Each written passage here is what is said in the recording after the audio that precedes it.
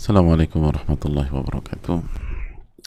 Bismillahirrahmanirrahim. Alhamdulillahirabbil alamin.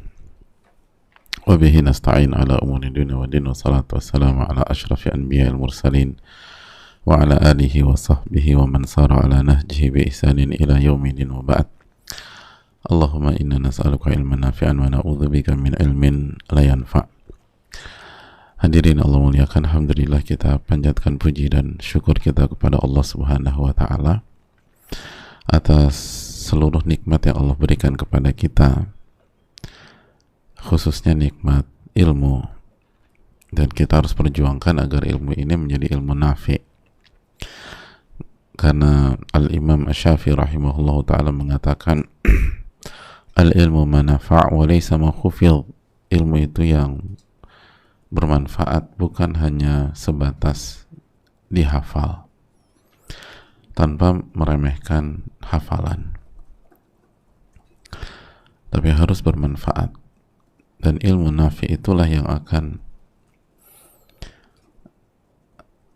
membuat kita bahagia di dunia maupun di akhirat. Ilmu nafi itulah yang akan membuat kita bisa tersenyum di tengah puing-puing musibah.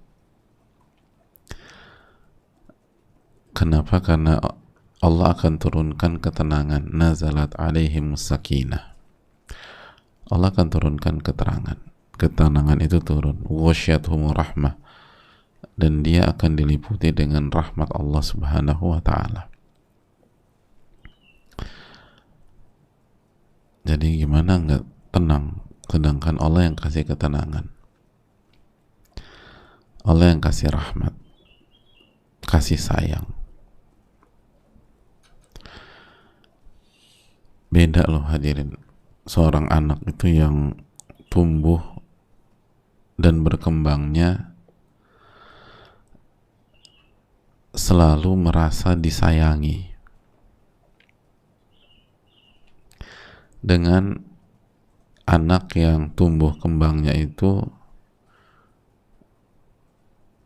merasa dibenci, merasa nggak diinginkan, merasa terbuang. Itu hasilnya nanti beda. Kita tahu itulah. Atau mungkin diantara kita mengalami itu. Itu baru merasa disayang oleh lingkungan. Bagaimana jika seseorang hamba itu hidup dan selalu merasa disayang sama Allah Subhanahu wa ta'ala? Dan itu bukan asumsi. Itu bukan asumsi. Karena ada juga yang asumsi, hadirin. Allah tuh maha baik ya, semua keinginan saya dikasih, tapi dia nggak sholat. Dan yang dimaksud dengan keinginan hanya keinginan duniawi. Itu mah istidraj gitu loh. Tapi dia melakukan hal-hal yang dimurkai oleh Allah Subhanahu wa ta'ala. Jadi itu asumsi. Sebenarnya dia nggak dapat dan dia nggak merasakan kasih sayang. Tapi karena hawa nafsunya diturutin terus, jadi kayaknya dia disayang gitu loh. Tapi kalau pure bener-bener disayang, itu orang tuh hidup tuh beda diri. Itu aja. Kita tuh kan pernah jadi anak-anak, jadi remaja. Gimana rasanya tumbuh kembang itu disayang sama keluarga? Dan bandingkan kalau kita merasa dibuang sama keluarga, disingkirkan sama keluarga, dicueki, di nomor dua kan gitu.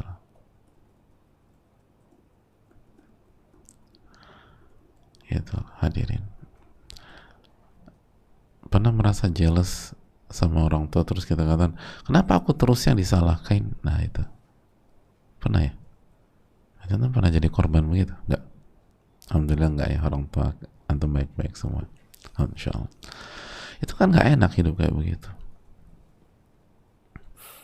Padahal nggak juga gitu loh. Emang kita salah aja. Tapi hidup merasa nggak disayang tuh nggak enak, hadirin. Nah gimana kalau hidup tuh nggak disayang sama Allah? Itu bahaya. Itu bahaya.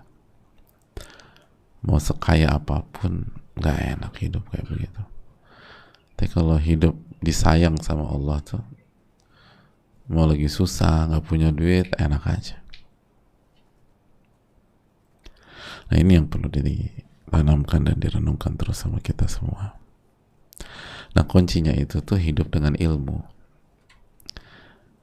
hidup bersama majelis ilmu, itu baru. Karena jaminan dari Nabi SAW, nazalat alaihimus sakinah wa ghasyiyatuhumur rahmah, ketenangan akan turun di tengah-tengah mereka dan rahmat itu akan meliputi mereka. Itu hadirin. Oleh karena itu marilah kita bersyukur kepada Allah Subhanahu wa taala dan selalu meminta ilmu nafi'. Allahumma inna nas'aluka ilman nafi'a wa na'udzubika min ilmin la yanfa'. Lalu hadirin Allah muliakan, jaga syahadatan kita dan marilah kita mengucapkan salawat dan salam kepada Rasul kita, Nabi kita, Sayyidina Muhammadin sallallahu alaihi wa ala alihi wa sahbihi wa sallama tasliman katsira. Kembali bersama hadis Abu Hurairah. Hadis Abu Hurairah tentang Muslim. Ini mempertegas apa yang dijelaskan hadis Ibnu Umar dan tambahan. Gitu. Nanti juga kita akan masuk ke hadis Abu Hurairah lagi yang juga menekankan poin-poin yang hampir sama dan yang sama. Tapi kita lanjutkan dulu hadis ini, hadirin. Al-Imam Nawawi, semoga Allah merahmati beliau, keluarga beliau, orang tua beliau, semoga Allah merahmati para ulama kita, semoga Allah merahmati seluruh kaum muslimin dimanapun berada, amin ya rabbal alamin. Wa an Abi Hurairah radhiyallahu ta'ala an, Imam Nawawi rahimahullah menyampaikan, dan dari Abu Hurairah radhiyallahu ta'ala an, semoga Allah meridhai beliau, qala Rasulullah sallallahu alaihi wasallam, Rasulullah sallallahu alaihi wasallam bersabda,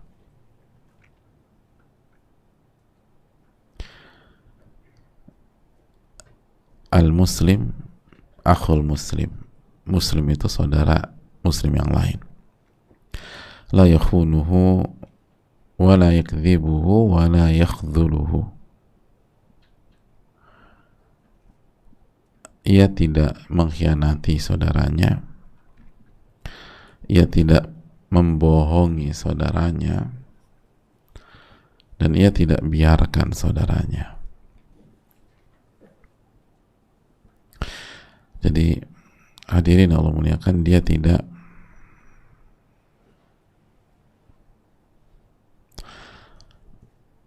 mengkhianati, dia nggak mengkhianati, dia tidak membohongi,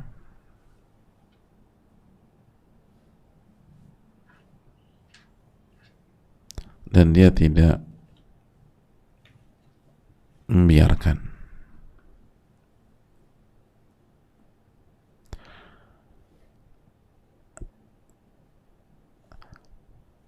Itu hal yang penting, hadirin. Dan kita sedang membahas kemarin tentang khianat. Tentang khianat. Jangan khianati orang lain.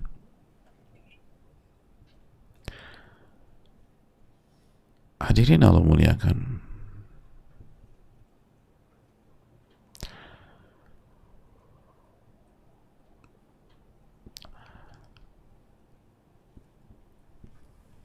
kita kemarin sudah jelaskan bahwa khianat ini apa. Kemarin khianat apa? Khianat, hadirin, kata al-imam atau kata para ulama kita, Kata Al-Imam Al-Munawi, khianat itu tafrid fil amanah, lalai dalam menunaikan amanah. Itu kata Al-Imam Al-Munawi. Itu juga dijelaskan Al-Imam Ibnul Jauzi. Kata beliau, at-tafrid fi ma yu'tamanul insanu alaih.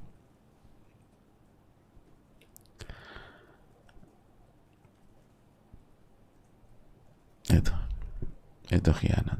Jadi kalau kita dikasih amanat kita lalai, itu khianat. Lebih luas daripada yang kita pikir ya. Kita pikir tuh khianat tuh cuman makan temen doang misalnya, atau dititipin barang, diambil, dirusak, dipakai, nggak bertanggung jawab gitu kan. Terus apa lagi? Khianat tuh yang terbesit di benak kita, di masyarakat kita pasti khianat. Nah, kalau bisnis bawa kabur duit orang gitu ya. Terus apa lagi? Kalau jadi pegawai, pokoknya banyak berkaitan dengan uang lah, atau khianat kepada bangsa dan negara gitu loh. Jadi pengkhianat ya. Jadi mata-mata musuh gitu loh. Enggak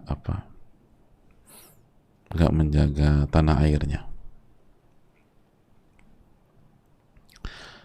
Ya, tapi itu nggak menunjukkan semua atau gambaran khianat secara utuh. Khianat secara utuh itu tafrid fil amanah, melalaikan amanah. Melalaikan amanah. Jadi semua amanah yang kita lalaikan itu masuk ke bab khianat. Masuk ke bab khianat.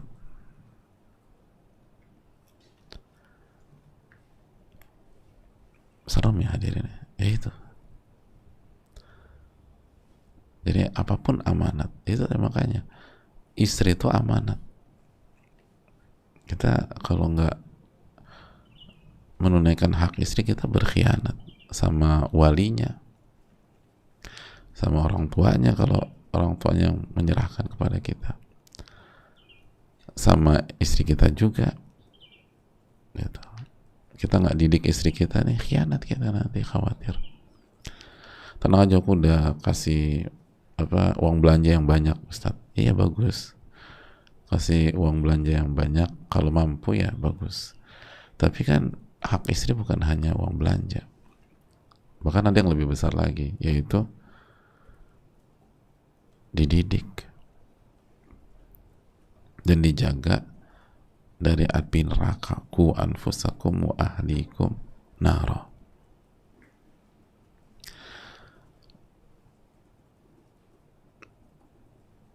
Usah, tenang aja, anak-anakku semua sekolah di sekolah yang bagus-bagus dan biayanya nggak murah. Alhamdulillah kalau mampu. Tapi bukan hanya sekedar di sekolahin, tuh anak-anak harus dijaga dari api neraka, harus dididik. Kalau enggak khianat. Atau jadi suami itu nggak berkhianat bukan sebatas nggak berselingkuh sebagaimana yang dipikir banyak orang. Tapi ketika amanat itu nggak dijalankan, itu khianat. Sebagaimana istri juga demikian. Istri yang nggak jaga kehormatan, itu khianat nih. Istri yang nggak menunaikan hak suaminya, khianat nih. Nah ini juga penting. Kadang-kadang banyak istri yang lebih dulu ngaji, lupa gitu loh. Harusnya kan semakin dalam belajar agama, semakin ngaji, semakin nurut sama suami selama nggak maksiat. Tapi kadang-kadang tuh syaitan mainkan, akhirnya sang istri itu ninggi gitu di hadapan suaminya karena menganggap suaminya belum hijrah, belum belajar agama. Nah itu meninggi depan suami itu nggak menjalankan amanah, karena amanahnya kita disuruh nurut gitu loh. Fassalihatu qanitatun hafizatun lil ghaibi bima hafizallah, dalam surat An-Nisa 34. Qanitat, wanita yang nurut sama suami selama nggak maksiat. Nah, bisa jatuh ke dalam khianat juga, hadirin. Jadi ingat, saudara tuh bukan hanya sekedar yang jauh-jauh atau orang lain, saudara seiman. Yang masuk pertama kali itu saudara seiman dan sedarah, misalnya seiman dan serumah gitu, seiman dan sekamar gitu loh, maksudnya suami atau istri, seiman dan seruang keluarga, maksudnya anak-anak misalnya. Itu ya, sering kali lupa. Nah, apa sih hukum khianat, hadirin? Kemarin kita belum sebut hukum khianat. Ini kan dilarang nih.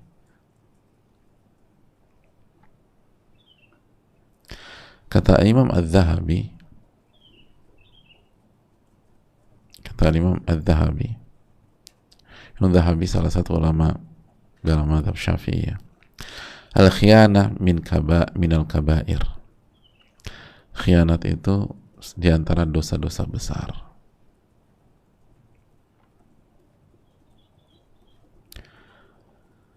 Di antara dosa-dosa besar.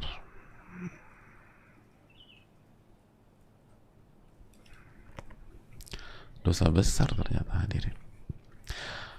Al-Imam Ibnu Hajar pun menekankan annal khiyanata fil amanati wal wadi'ati wal ainil marhunah wal musta'jarah au ghairi dzalika minal kabair. Khianat dalam berbagai macam amanat atau wadi'ah, simpanan, jaminan, atau sesuatu yang disewa,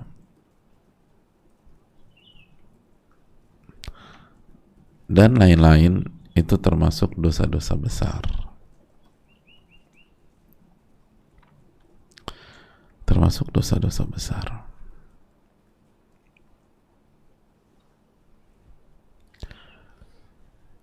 Gitu, hadirin.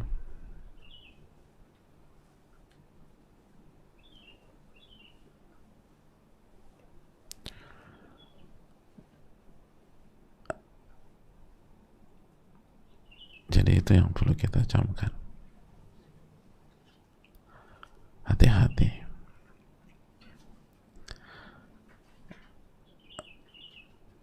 Makanya para ulama dulu kan takut sekali kalau dikasih amanat. Kalau sekarang mah kayak tenang aja gitu.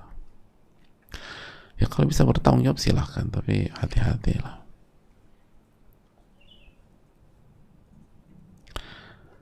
Karena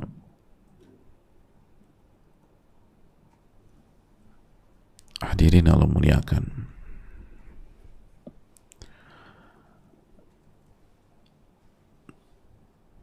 Allah akan murka masalahnya. Dan ini dosa besar. Ini dosa besar. Makanya Nabi SAW mengatakan apa dalam hadits Abu Hurairah, ayatul munafiqi thalath, idza haddatha kadzab, wa idza wa'ada akhlaf, wa idza tumina khan. Tanda orang munafik itu ada 3. Jika berbicara dia berbohong, jika dia berjanji dia ingkari, dan jika dikasih amanat dia khianat. Jika dikasih amanat dia khianat.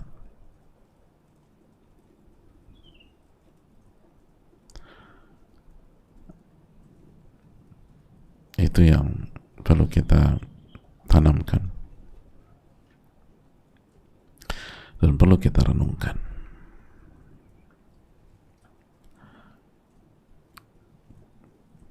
Hadirin Allah muliakan, jadi khianat itu dosa besar. Nah terus apa lagi sih dampak buruk dari khianat? Selain dosa besar, dampak buruk dari khianat adalah diantaranya tuskhitullah alal abdi.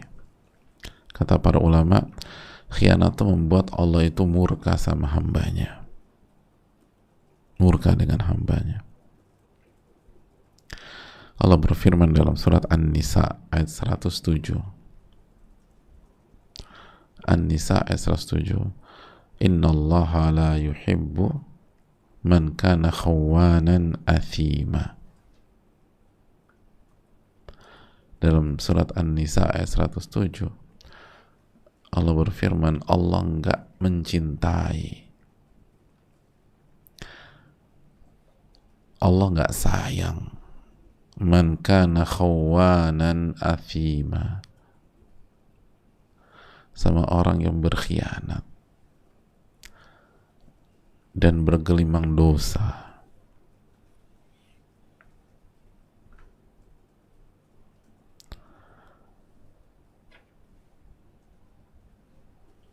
Allah gak sayang hadirin, Allah murka, Allah benci.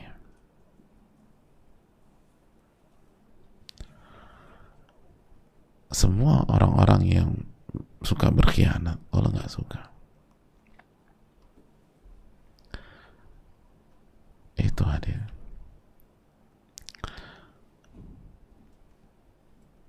Jadi walaupun terkesan itu korban, kita nggak ngerti,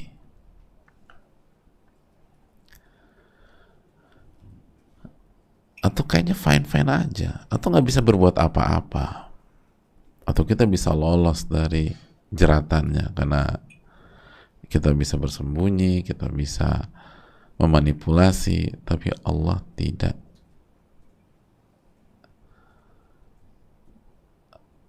Allah tidak hadirin. Allah tidak bisa dikecoh. Dan Allah benci. Allah benci. Allah nggak suka sama itu. Allah nggak mencintai orang-orang yang suka berkhianat. Dan kalau Allah Subhanahu Wa Taala sudah nggak suka, aduh, kita nih kalau jadi pegawai, kalau bos kita udah nggak suka sama kita, mendingan kita resign aja deh hadirin. Itu kerja nggak ada enak-enaknya. Kerja, bos kita apalagi di atas kita langsung nggak suka sama kita, hadirin. Walaupun digaji besar sama perusahaan, ada banyak orang keluar karena nggak enak sama sekali. Nanti nggak dikasih kerjaan lah, dicari-cari kesalahannya lah. Itu baru bos. Lalu gimana dengan Rabbul Alamin kalau udah nggak suka sama kita? Gimana mau resign kemana hadirin?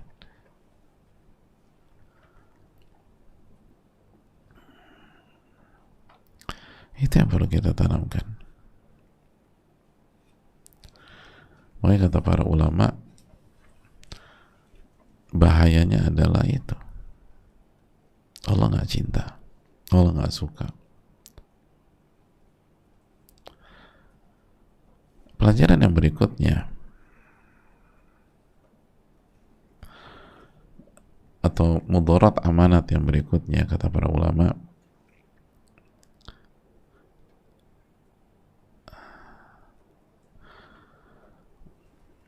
khianat itu adalah jalan menuju permusuhan di dunia dan neraka di akhirat.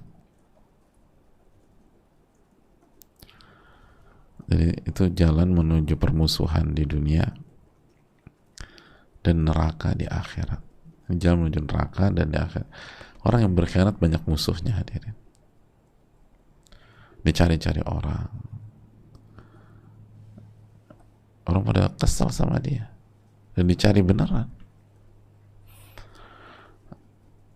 Ada yang mau digebukin sama, ada yang mau ada yang mau dibunuh hadirin. Udah berkhianat.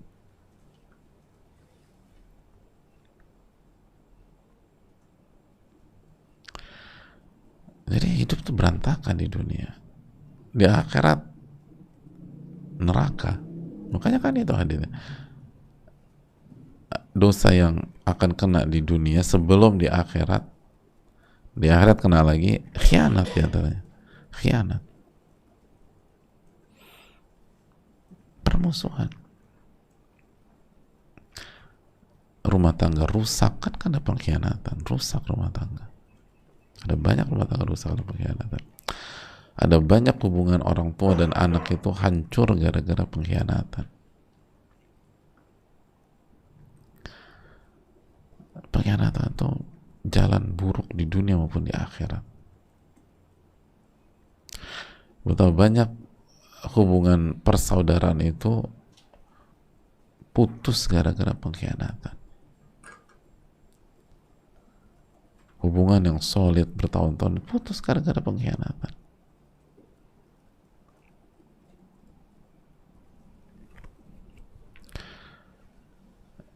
Itu hal yang fatal, hadirin sekalian.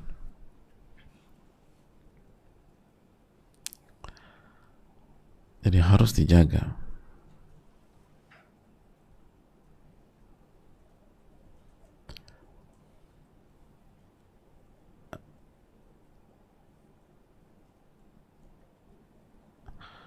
Hadirin Allah muliakan.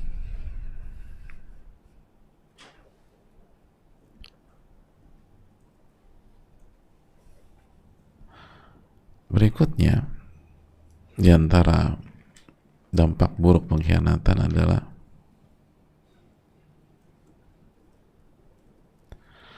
kata para ulama, aswa'u ma yubtinul insan. Itu rahasia terburuknya seorang manusia. Jadi setiap kita punya rahasia. Yang paling buruk itu kalau kita merahasiakan pengkhianatan kita, itu buruk kata para ulama.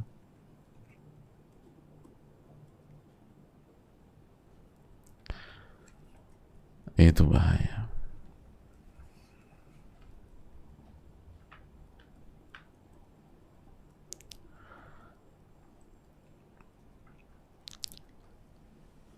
Karena kan pengkhianatan kan ditutupi gitu, main belakang gitu, itu yang paling buruk, berkhianat. Karena itu tanda orang munafik, tanda orang munafik. Kan ada pengkhianat di tengah-tengah kita, kan orang berarti kan nggak disingkap gitu. Ternyata sudah bertahun-tahun berada di tengah-tengah kita, misalnya gitu. Karena dia disembunyikan. Pengkhianatan kan disembunyikan biasanya. Itu rahasia paling buruk. Atau diantara rahasia paling buruk itu pengkhianatan. Makanya karena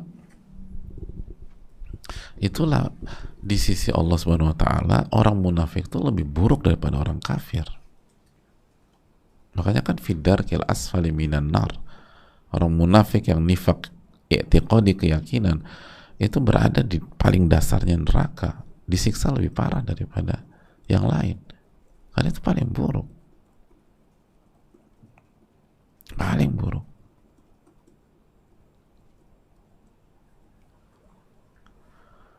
Paling buruk itu pengkhianatan.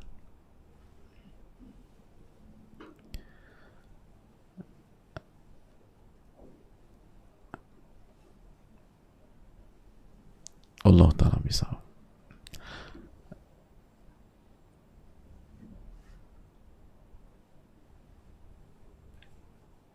Itu poin. Lalu oleh karena itu jaga diri kita dari pengkhianatan. Lalu yang berikutnya kita lanjutkan, hadirin yang memuliakan. Wala yakdzibu, dan dia tidak membohongi saudaranya. Dia nggak bohongi saudara. Dan masalah bohong sudah kita bahas, alhamdulillah, sebatas penekanan. Sekali lagi bohong itu dosa besar, dan bohong salah satu dosa yang akan dibalas di dunia sebelum di akhirat, sebagaimana sabda Nabi SAW, dan kita sudah bahas juga.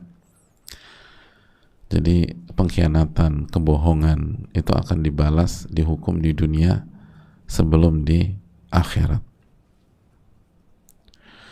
Dan bohong adalah ciri munafik sebagaimana pengkhianatan adalah ciri kemunafikan.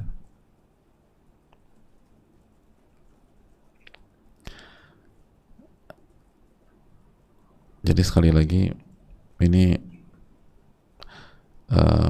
temenan ini pengkhianatan dan kebohongan, dan biasa orang yang berkhianat kan bohong.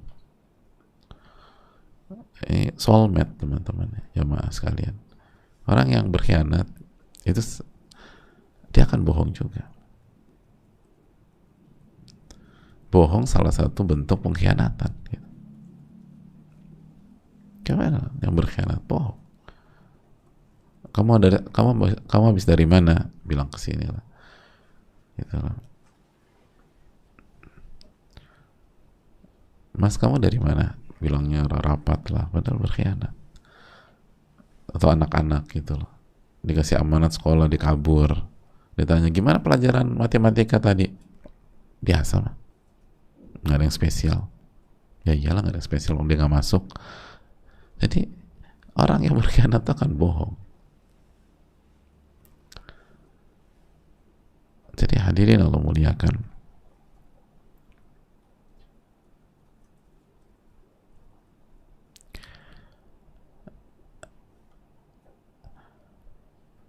hati-hati dengan kebohongan.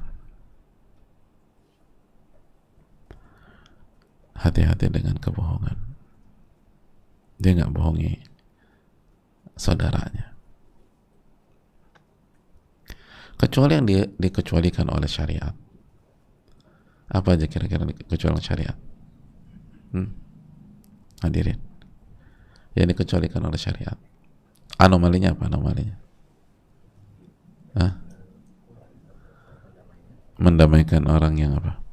Yang berselisih ya. Al-islah bainan nas. Jadi jangan polos-polos kalau ada dua orang yang lagi ribut atau lagi sebel-sebelan, lagi kesel-keselan.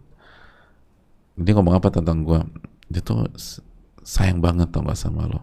Yang benar, iya. Padahal gak pernah ngomong gitu. Terus ditanya lagi, lo habis dari dia tadi? Iya. Ngapain aja? Ya namanya juga orang kan itu ya. Sebenarnya dia sayang sama lo. Ya udah. Jadi sekali lagi hadirin, kalau udah mau mengisrah tuh jangan polos-polos. Ya udah karena lo udah seko gue harus jujur, enggak juga. Kalau mengisrah ya, kalau mengisrah tuh mendamaikan. Lalu fil harb, dalam peperangan yang syar'i, peperangan kok boleh yang melukai aja boleh, apalagi ini gitu loh. Jadi itu poin.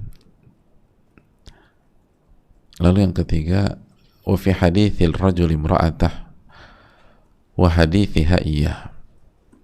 Kalau suami bicara ke istri atau istri bicara ke suami.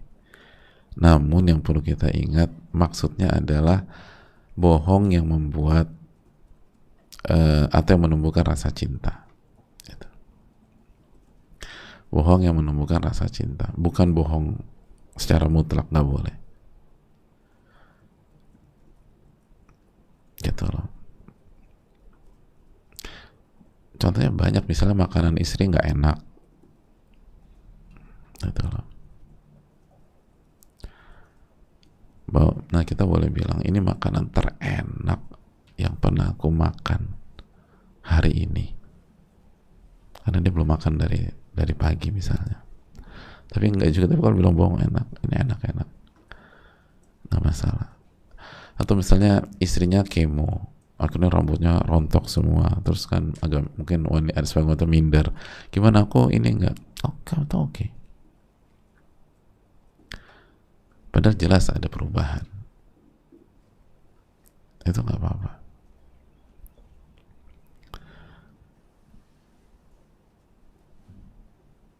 Itu maksud berbohong, bukan bebas kemana-mana, enggak. Sekali lagi jangan sampai itu masuknya ke pengkhianatan. Kalau pengkhianatan jelas haram, dosa besar. Dan kena dua, kita kena dosa pengkhianatan dan dosa bohong, dan dua-duanya dosa besar. Dosa pengkhianatan dan dosa bohong, dosa besar, hadirin. Ini yang perlu kita. Jadi sebatas menumbuhkan rasa cinta dan sayang, itu aja, Ran.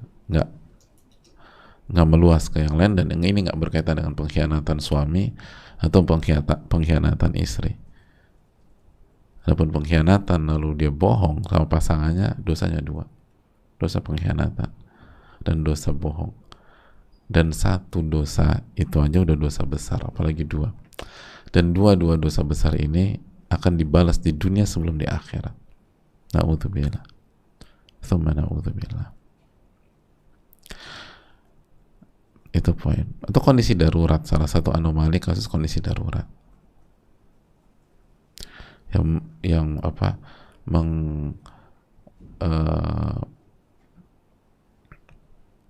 Bisa menghilangkan nyawa atau kehormatan dan lain sebagainya. Allah ta'ala alam. Misalnya seorang wanita mau diperkosa, terus dia bohong sehingga dia bisa lolos dari itu darurat. Itu darurat. Itu yang atau pengecualian yang diperbolehkan. Allah ta'ala bisa. Dan yang berikutnya, wala yakhdhuluh,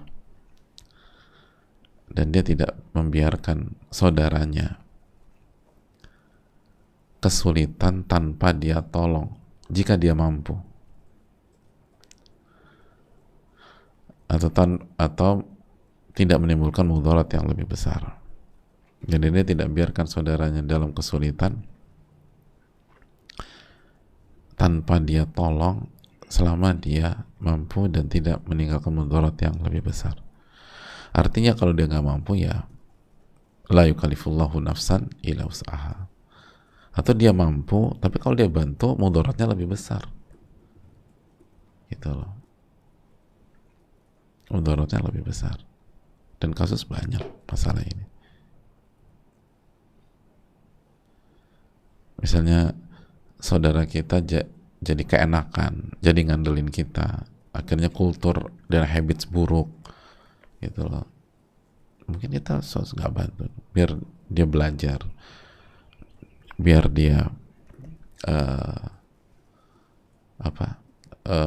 berjuang, atau hal-hal simpel lah. Anak kita atau keponakan kita lagi pakai sepatu kesulitan, bisa jadi kita nggak bantu. Biar apa? Biar mandiri dia. Jangan semuanya dibantu. Semua dibantu dia jadi manja. Itu contoh. Padahal mampu. Jadi sekali lagi, jika kita mampu, karena kemampuan kita terbatas. Hari ini ada berapa orang yang butuh? Emang kita bisa cover semuanya? Nggak mungkin bisa. Terus gimana? Ya fattaqullaha mastata'tum, bertakwa pada semampu kalian. Semampu kita. Kita mampu satu orang, dua orang. Dan nggak harus kalau kita bantu si A berarti kita harus bantu si B. Enggak juga.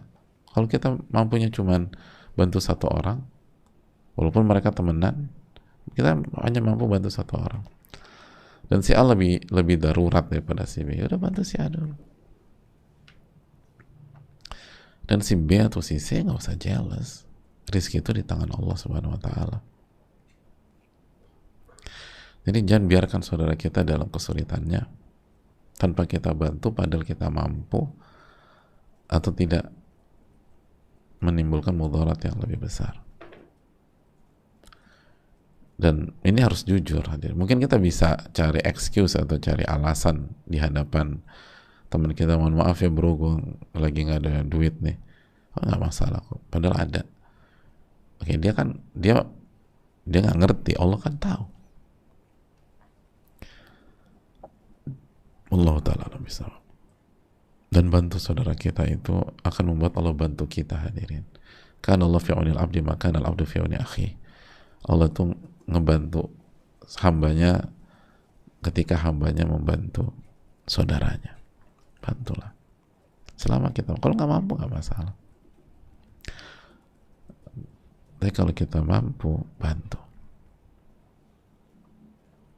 Dan ingat, bantu bukan hanya dengan uang, bisa bantu tenaga, bantu ide, pemikiran, bantu network. Kita nggak punya ide, kita nggak punya waktu, kita nggak punya tenaga, kita nggak punya duit, tapi gue kenal orang yang insya Allah bisa bantu lo, gue hubungi ya, gitu. Bisa jadi network kita itu yang sangat ngebantu dia setelah taufik dari Allah. Jadi apapun cara membantu. Atau tadi, bantulah dengan cara tidak dibantu, gitu. Karena kalau dibantu dia nggak belajar, nggak pinter, nggak mandiri. Itu bantu orang dengan cara nggak bantu dia, bisa juga itu. Gitu.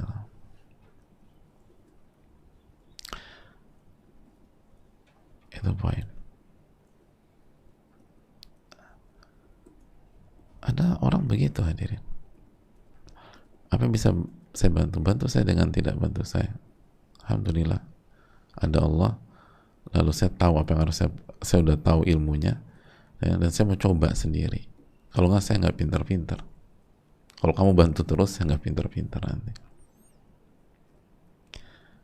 Ada orang begitu. Tapi saya rasa cukup sampai di sini. Jazakallahu khairan. Semoga bermanfaat. Semoga Allah kasih taufik. Dan hari ini hari Jumat, hadirin, hari yang spesial. Maksimalkan hari ini dengan ibadah. Hari yang paling banyak amalannya. Sebagaimana amalan rutin kita, ditambah ada sholat Jumat, ada baca Al-Kahfi, perbanyak salawat kepada Nabi SAW, doa nanti sore, perbanyak zikir. Semoga Allah kasih taufik kepada kita pada hari ini. Rabbana taqabbal minna, subhanakallahumma bihamdika, asyhadu an la ilaha illa anta, astaghfiruka wa atubu ilaik. Assalamualaikum warahmatullahi wabarakatuh.